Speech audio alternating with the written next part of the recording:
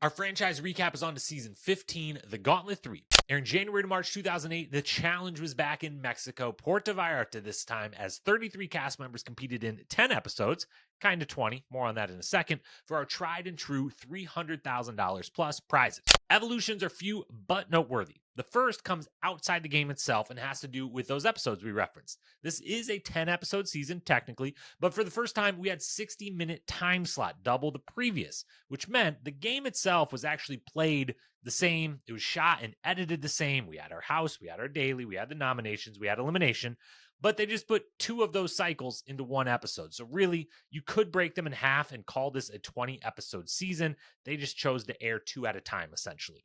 Inside the game, the only true evolution or change was that winning dailies no longer banked you money.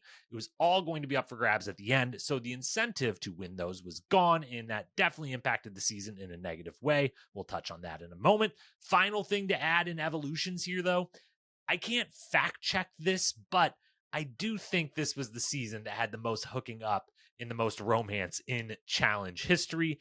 For storylines, it's really twofold thing going on here. First off, the vets kicked the rookies' ass. Their team is one of the best ever put together and is maybe only topped by the even more lopsided teams of the Ruins a few seasons later. The vets win 11 of the 16 dailies, but that is not the full story. 11 out of 16 means they lost 5 times, but notably of those 5, 3 of them, they very much lose on purpose, completely throw. One of them, they have one of their own, Adam, working against them, attempting to throw it while the rest do try. And then the 5th and final one is the only time all season where having too many people was a big disadvantage, kind of just handing that one to the rookies. So in a lot of ways, they went 11 for 11 and then didn't try or didn't really care about the other 5.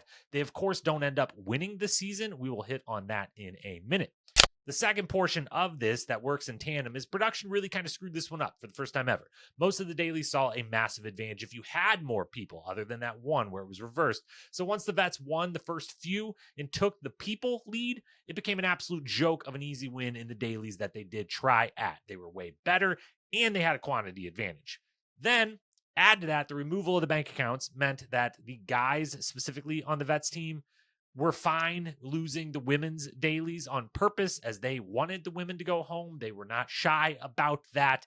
And it was just, it got ugly here and there. It was a poor format, lopsided teams, led to a lot of the downsides of the season.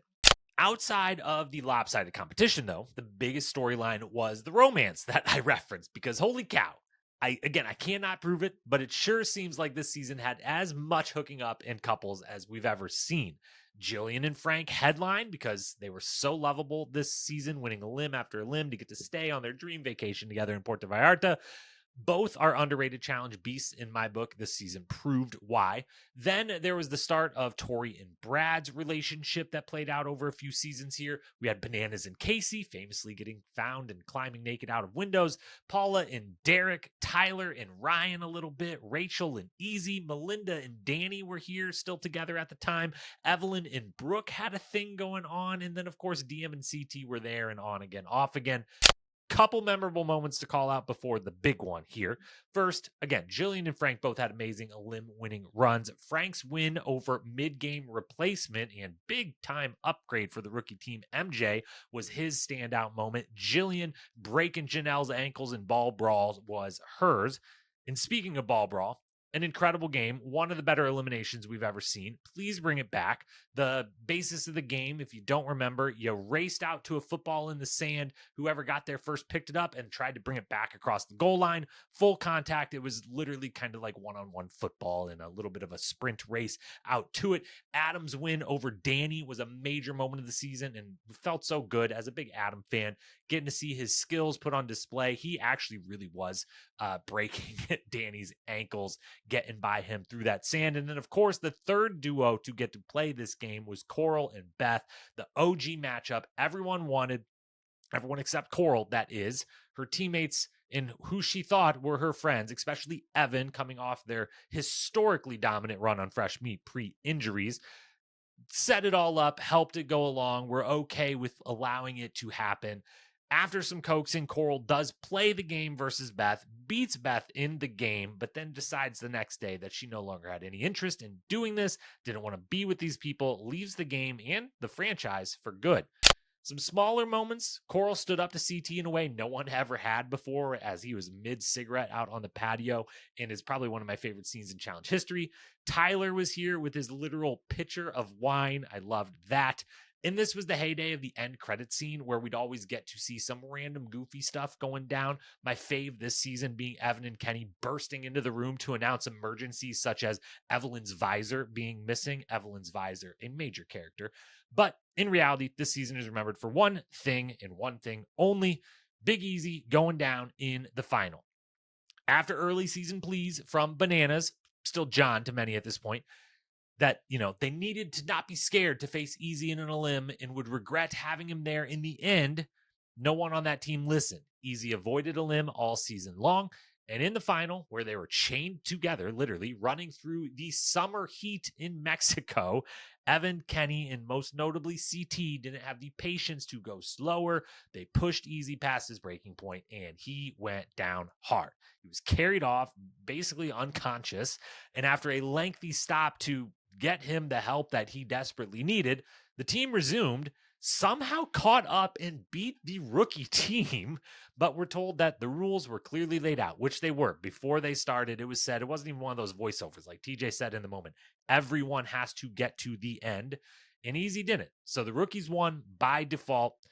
And is it fun that Frank and Jillian got to win here? Absolutely. Do I love that Nehemiah and Johanna get to be challenge champions? Of course. Diehard Real World Austin guy here. Love those two. But this moment and that rule being in place really changed the legacies of so many big names in challenge history. I mean, CT didn't get his first win here or another one on his belt in the GOAT debate.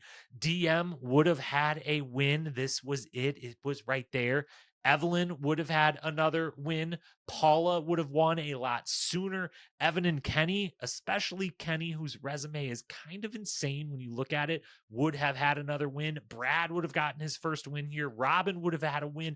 Adam would have had a win. It's wild.